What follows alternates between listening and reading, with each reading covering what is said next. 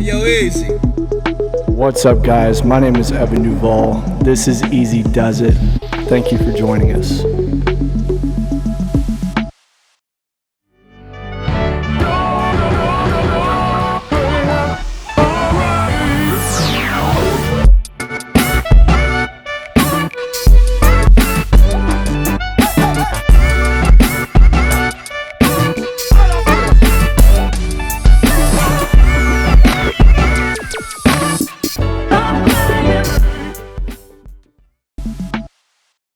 Let's go ahead and give Adrian a round of applause for DJing. Thank you so much to everyone that made it out tonight. This is the Easy Does It podcast. My name is Evan Duval. This is my good friend, Niz. What's up, guys? We're both super excited to be here. There's a lot of work on both of our ends to get to this point, and but tonight is about celebrating Niz and getting into her story of how she became the artist that we're celebrating today. She caught my eye. Her work was very noticeable, and if y'all got a chance to check out the van, that's how we met, was through a mutual friend, and she was doing some work for them, and I also needed some work on the van, and I couldn't be happier with exploring her craft in that way. So Niz, this is your opportunity. This is your night, and I want to thank you for joining me and taking me up on this offer, because you didn't have to, and I'm excited that we're gonna share this space. Thank you so much for having me. Yeah. Well, I think there's a lot that's changed about art, street art, and the mural culture here. And the more I explore this world and meet people like Niz or Louise with Something Cool Studios that's hosting us tonight, it's a world that just fascinates me, right? And there is so much to be said for these artists that take to these walls and express themselves, because I think everyone that's here appreciates that about our cities, right? And I think it's something that needs to be spoken about more and appreciated more. And I really just want to get into, what's changed, basically how you got into art yourself, how that path has unfolded, and kind of what you see the trajectory for art being here in Austin, because I think that we all want to be involved and want to figure out what our role in helping y'all do that is. So let's start. Let's from the beginning. Where are you from? From Lima, Peru. Lima, Peru. Yeah. I haven't been. I would like to. But how did you get started as an artist? And So I've always liked to draw, and I've always liked to color. And my mom was a classically trained artist, so I asked her at a young age to teach me how to draw and how to see color.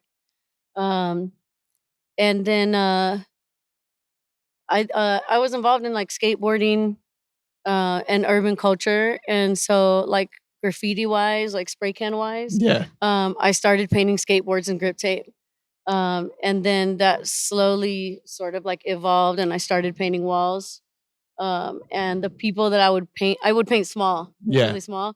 But everyone I painted with painted so big, and so my pieces like had to get bigger and bigger. to hang. And yeah, and that evolved into mural work.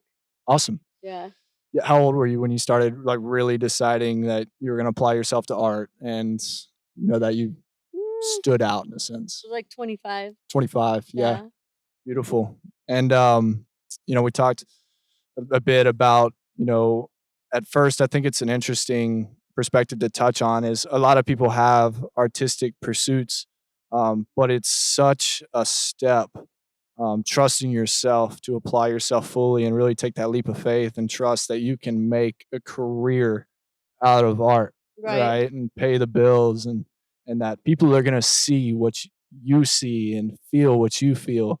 And initially, that's such a tough step to take. It is, Um, yeah.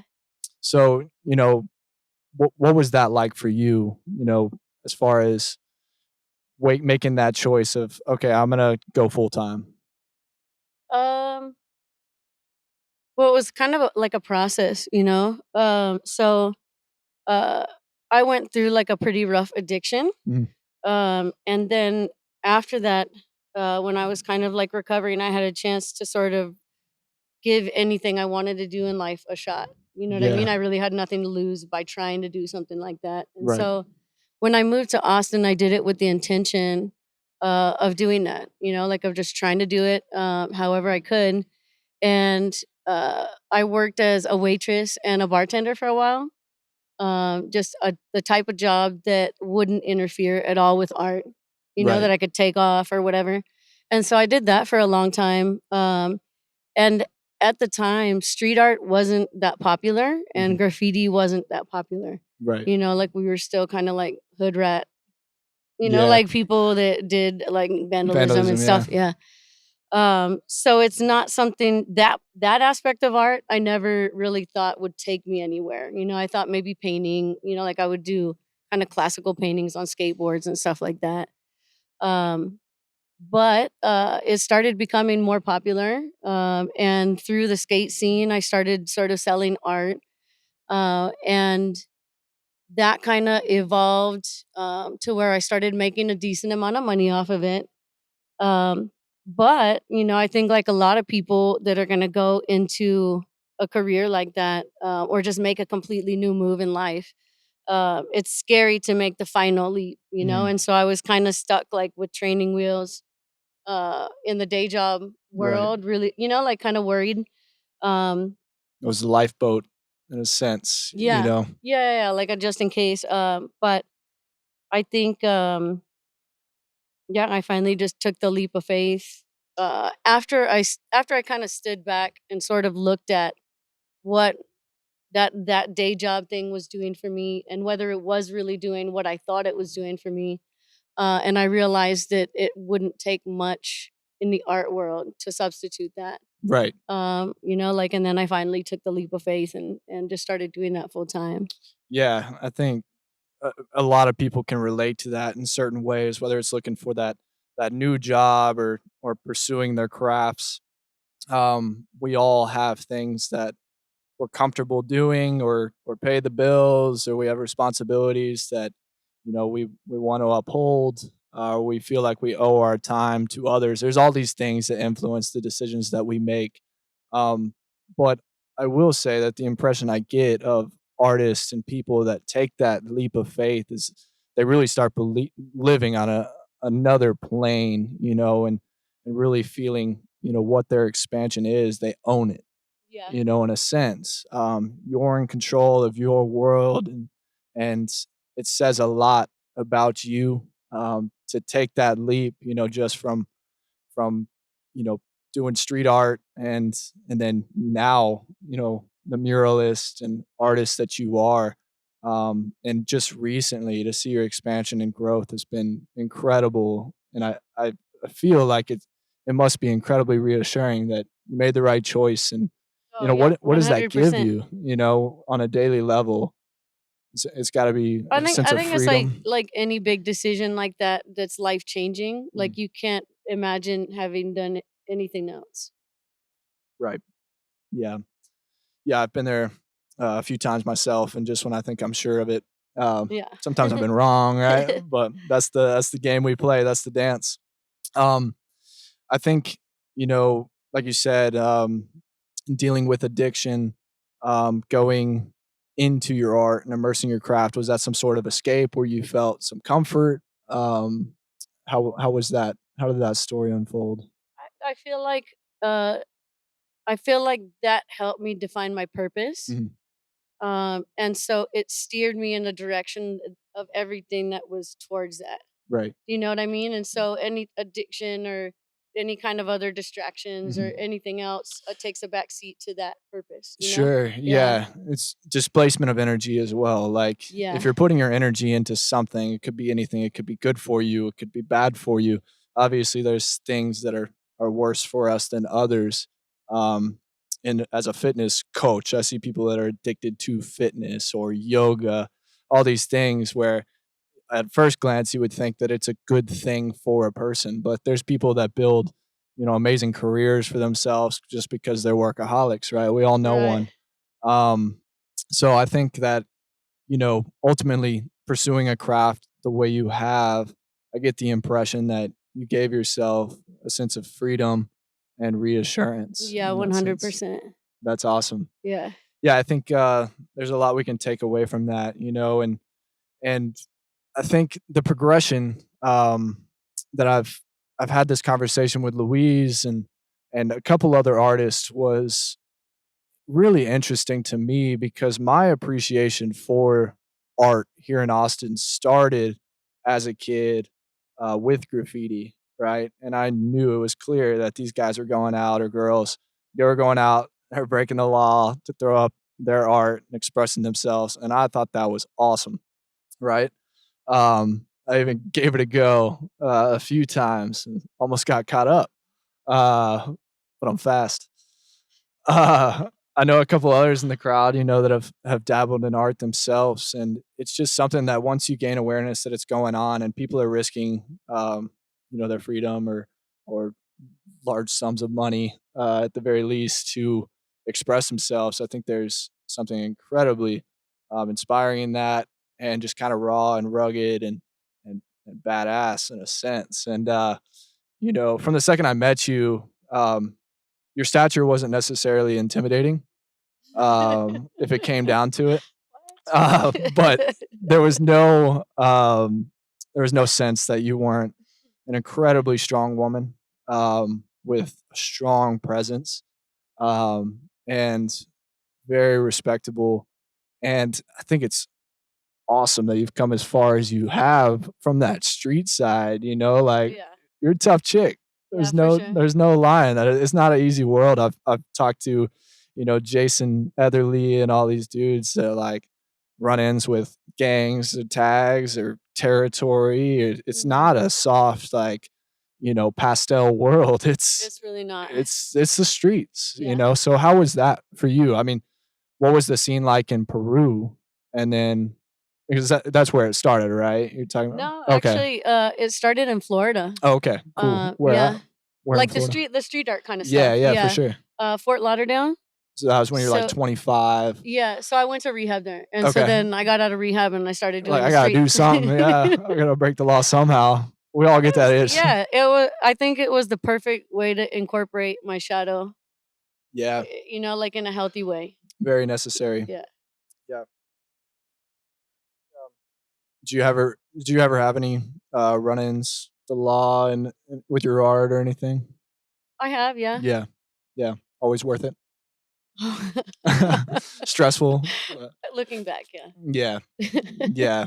I think it's wild to me that painting on a wall is they're as strict as they are, But again, like we talk about, like the purpose of this studio and the integration of art for a city, while its background is kind of rough and rugged around the edges, and it's given people that opportunity. And if you haven't listened back on episode 2 I did with Louise, where he was talking about the acquisition of these walls and working with real estate developers and the city in a sense to paint walls, uh, it blows my mind that we've come from that, the city I knew where most of the graffiti, most of the art was illegal, Yeah, it's a trip. now, yeah, to where there's marketing and advertising and real estate development, and um, It's there's trendy. yeah, it's Yeah. trendy, and that's provided artists a lot of opportunities.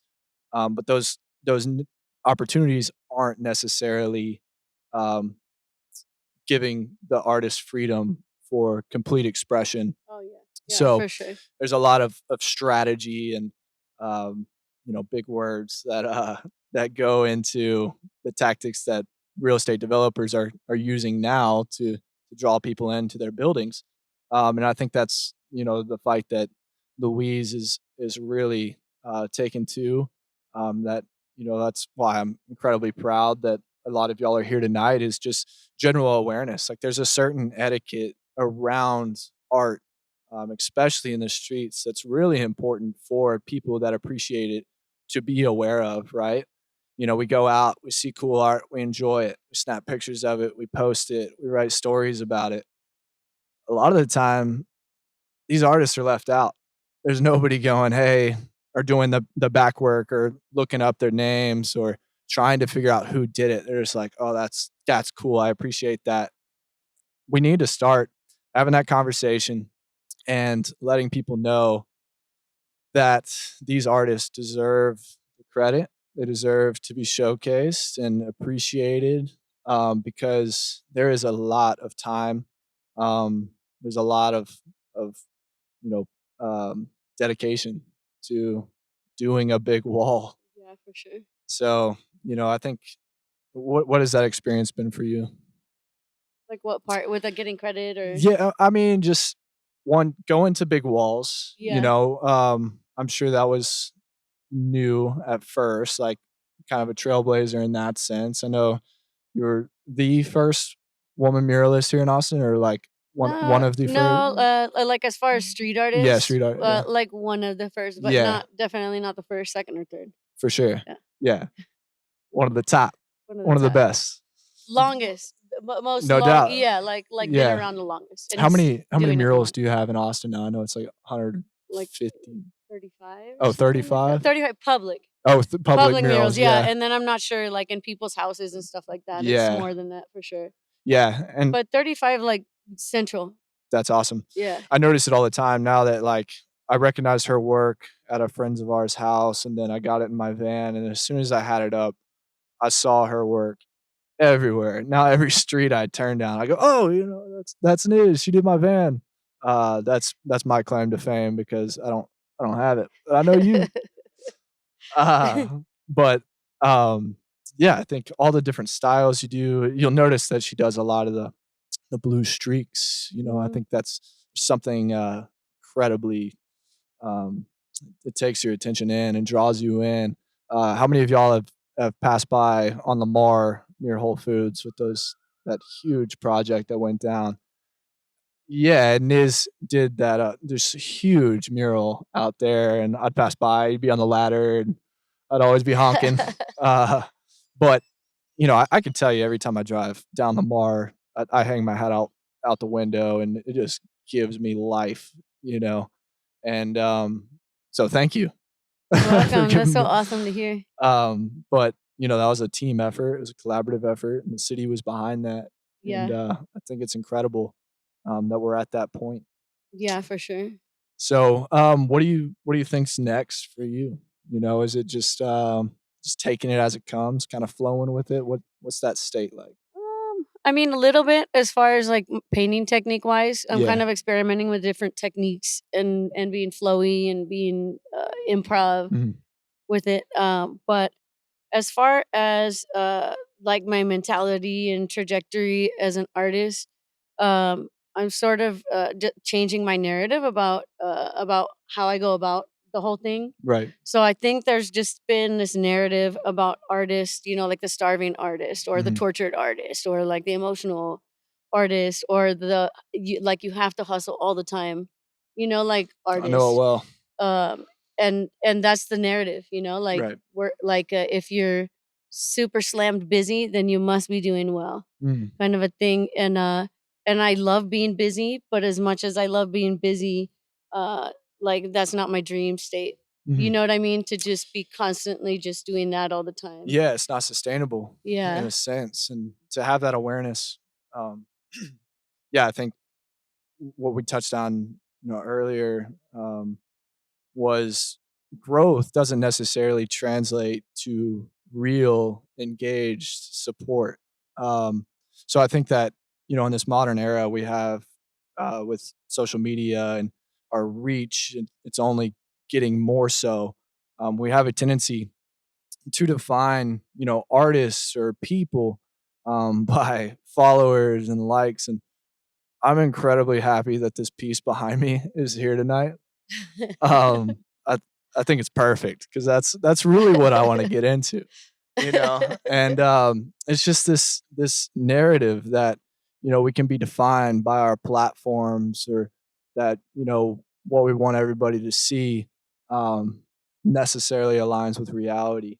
Right. And we've both done it. We spoke on it earlier, where it's really possible to support your income with like 10 people, like 10 loyal people if you're a coach, if you're an artist, where they're buying your paintings or whatever, like that could pay the bills. Right. This thousands or millions of followers isn't necessary for you to be successful. Like what we really need to develop is a supportive community, Yeah. people that are gonna show up. Um, like y'all, those people that will take that step. There are so many people in this world that are incapable of taking action, especially when it comes to um, stepping out and putting themselves out there or going somewhere new, or how many of y'all have been here before? Damn. Louise, raise your hand, man.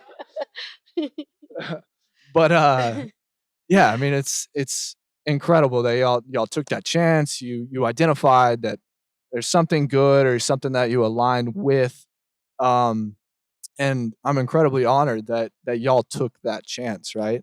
And this is going to extend outward, right? You're going. I mean, I hope most of y'all will follow Niz or support her art or notice her art and speak about it and speak on to what you experience here tonight. But we can do this in so many different ways, right?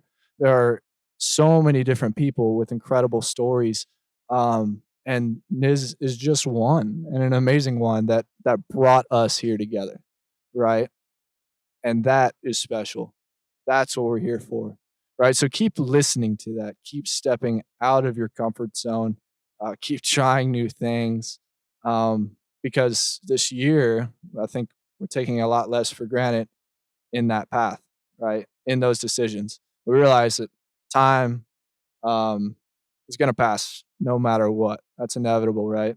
So if we can use it to our benefit, if we can step out of our comfort zone, then we're going to benefit through the individuals we meet, through the stories we hear, the inspiration that we acquire, and I think that's incredibly special. So thank you for Thank you. doing that and listening to that intuition and going down that path. Um, so we'll see, what's next. I'm excited to watch your story unfold. Um, you know, I think something that I would like to touch on is like you're a single mother, and to be a full time artist and raise her in a household, where you have you give her the freedom to express herself, and you don't necessarily dictate that she will be an artist herself. Yeah. But you leave the tools out there just in case, right? Yeah, for sure. So can we touch on that? Like, how did you develop that parenting technique? Was that kind of what your mother did for you? Uh, I just I feel like it's important to let anybody be themselves. You know what Mm, I mean? Like if you're able to. yeah, So, like as far as raising a kid, it's extra important. I feel like to listen to what their interests are, yeah, or art, or like what they find joy in doing. Like having made that my life purpose. Like part of my life purpose. It makes sense to give that to someone else too. Just to let them be who for they are. sure. Yeah, I think we can apply that to um, raising children. We can apply that to um, being a good friend Hmm. or family member. Um, we have to leave room for each other to express ourselves, right? If we're always interacting on a certain level where we're just acting on instincts of like what you think I want you to act like around me, Right. or what I think I should act like around you, because we all want to be liked on subconscious level. You can say you don't, but at the end of the day, probably gonna eat at you if you're just kind of missing people, right? But I think there's a different presence in the way we live, where we leave enough room for people to express themselves, and just be themselves, um, where we can both benefit from that, right? We're Yeah. both learning, we're both observing all the time, and we don't need to put up this kind of fictitious front that everything is cool, everything is great, that you're not pinched for money, that you're not stressed because your boss is micromanaging you, or whatever's going on in your life, right? That's eating at you. Like, open the shades, like let people in, let people start to see you. Like it's not that bad, right? And people Yeah. will actually think higher of you, in your ability to do that, because I think that is true strength, right? For us to be vulnerable, for us to show each other what we're working on, I might not do that with a paintbrush. I might do that with other things, or I might start. That might be another uh, rabbit hole of vulnerability I might go down. I don't think so. um, but I think that says a lot about you, and I think we can all take a bit of value from that. And if you have kids, and giving them the room to form their own identity, Mhm. um, and not necessarily acting like we know what's best for each other, which is really tough to do with Yeah. kids, I imagine. Because we know all, right?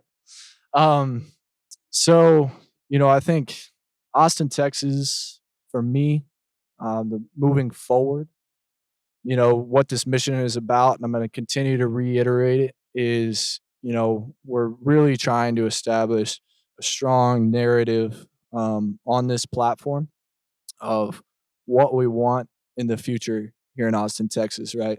So this growth is inevitable, and people are coming in these, in real estate or opening up business, and like you said, like murals and art is trendy, but we don't want to lose touch with the real side of it. Like, No, not I at mean, all. you got your craft through shadow work. Like, I want to feel that, Yeah. you know. Um, and I'll say it again, I don't want the city to turn into all rose and hashtags. Like we need that. Austin, Texas has always been that place where people could go and express themselves, keep it a little weird. And, I appreciate that about the art scene and the music scene and the way that all of these businesses that are coming in, um, hopefully start to support that if we have a strong presence in this community. And this is going to take every single one of us, right? You may be an artist yourself, um, or you may not be.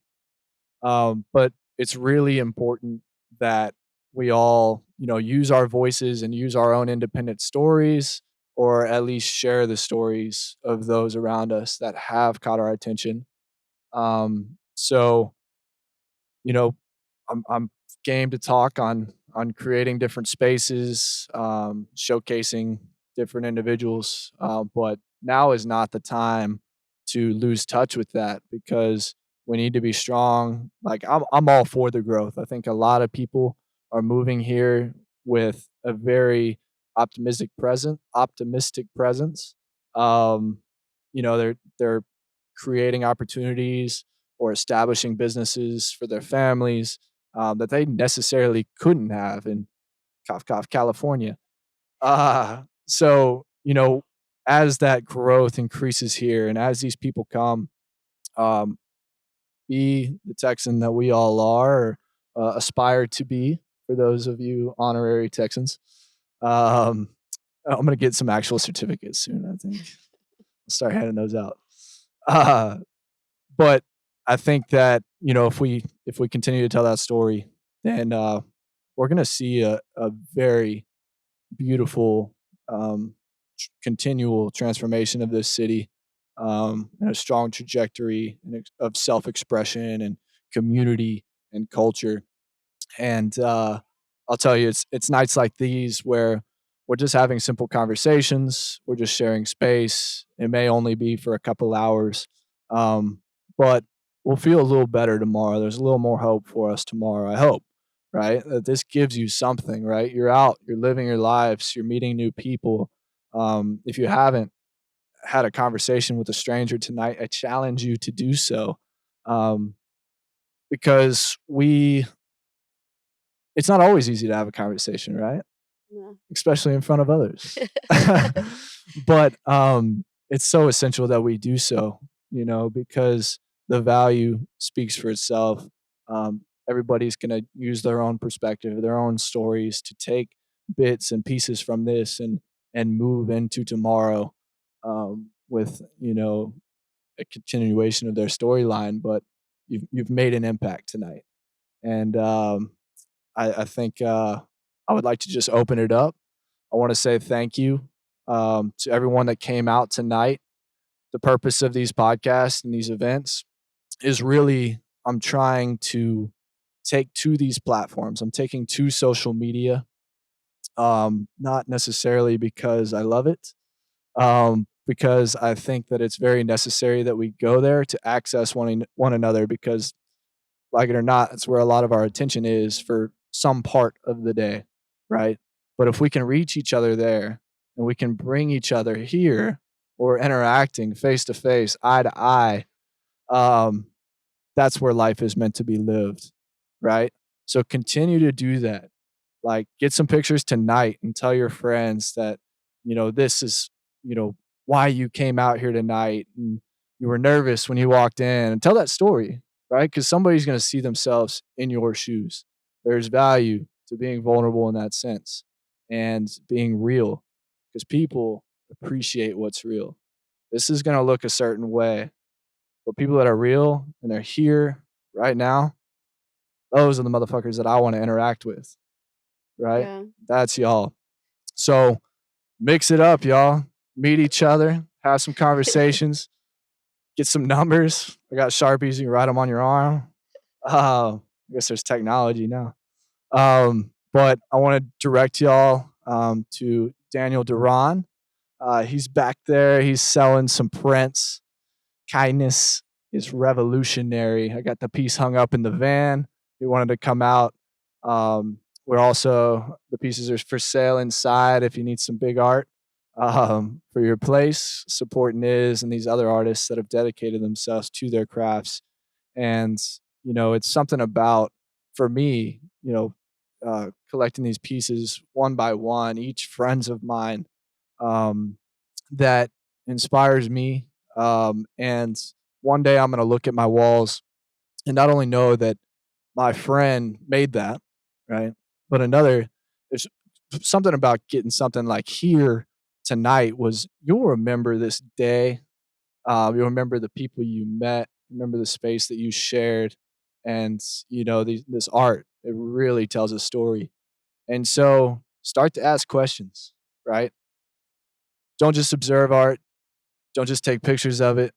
Try to find out who did it. Maybe you reach out to them on social media. Maybe you ask them to do a podcast with you. Have that conversation. Try to understand their story because there is one. Yeah. There So is important. there's a reason that y'all are doing what y'all are doing, right? Yeah. So But I think it's super valuable to have conversations like this, yeah, like so that people like have more context and I think so. yeah, I think it gives it more meaning for sure. And that's the etiquette part, right? Like people don't necessarily maybe consciously know that they're making a mistake by not mistake, but not giving the credit where credit's due for Right. this massive walls that go up or things that we enjoy. But I mean, just start to try to see everything that way. Try like we can all the time.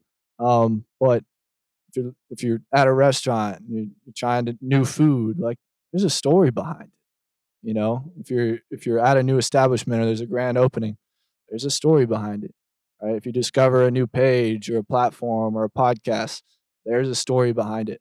Ask questions, reach out to people. We have that ability now. You can send me a DM anytime, any day of the week. Let me know what's going on in your mind. Let me know what you're thinking. Let me know what kind of businesses you want to start. Let me know if you want to paint a big wall, and I'll get you in touch with people like Louise. Like these are things that we can make happen. We can help each other. We all know people. Austin is a little big city. I run into most of y'all at places, most days, which I wouldn't think. I've lived a lot of places, but here it just seems to happen. We all frequent the same coffee shops. Uh, so, um, so thank you for coming out. Shout out to Cosmic. Yeah, shout out Cosmic Coffee. Show me some love. I'm trying to get one of these over there. Sponsor me. Yeah, sponsor me. Free nitro. But I'd like to thank Louise for having us out tonight. Thank you, Louise. Incredible artist. Yeah, his artwork is also displayed inside. And stop by and shake his hand or give him a fist bump, whatever, and ask him, what's on the trajectory, what's next. I'm sure he has a wealth of knowledge of what's next in the scene. I'm gonna keep bugging him because I wanna be in the know. So thank you to Twisted X and 512 Tequila. We got John over there serving them up, dishing them out, quenching thirst. And thank you to every single one of you. You are all beautiful people and you are appreciated. Much love. Thank you so much for coming. Thank you, Niz. Out.